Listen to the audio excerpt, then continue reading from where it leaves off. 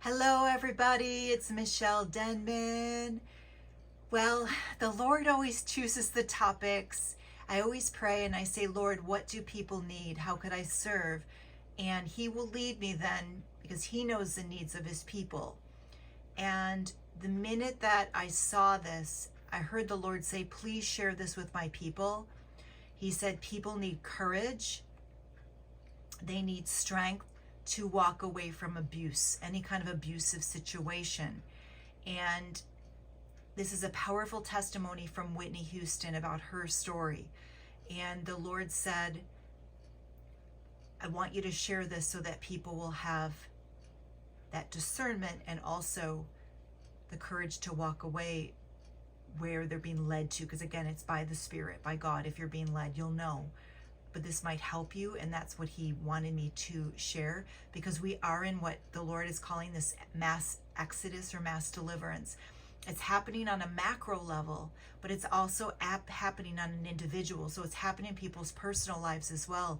I don't know if you've witnessed this or noticed this, but it's actually becoming more and more apparent. And God is highlighting, because it's His light. You know, He said in Luke 8:17, I'll expose everything that's hidden. It's His light that is shining right now on abuse. And so He is freeing people. It's freeing people from bondage. It's freeing people from slavery. It's freeing people from harm. You know, if anyone comes against one of these little ones, they might as well have a millstone hung around their neck. This is a warning from the Lord.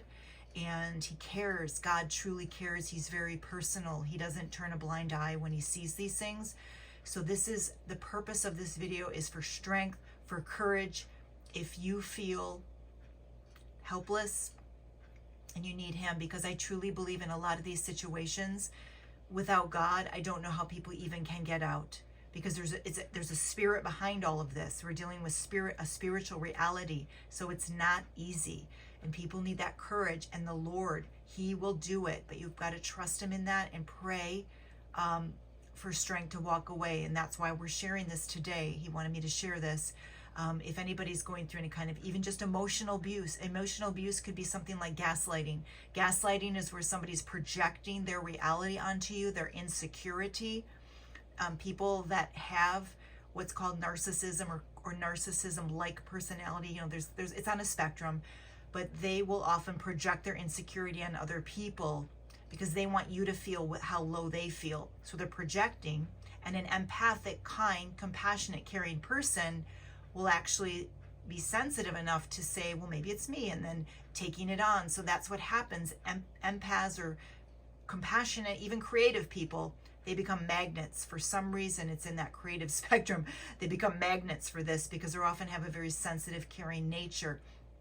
And the Lord is highlighting that emotional abuse. There was a movie called Gaslight, and a woman was in the home and her husband was turning up the gas, and he kept turning it up, and she said, oh, the gas is going up. And he said, no, it's not, you're crazy, where he's secretly turning it up.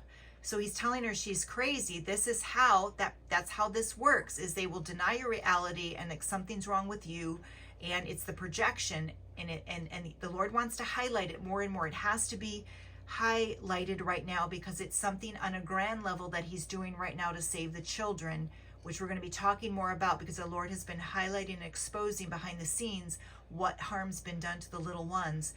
But it's not just, I mean, it's children, but it's also adults too. And He's highlighting to save His children. He wants freedom. He's come to give us freedom. Whom the Son sets free is free indeed. So it's about freedom.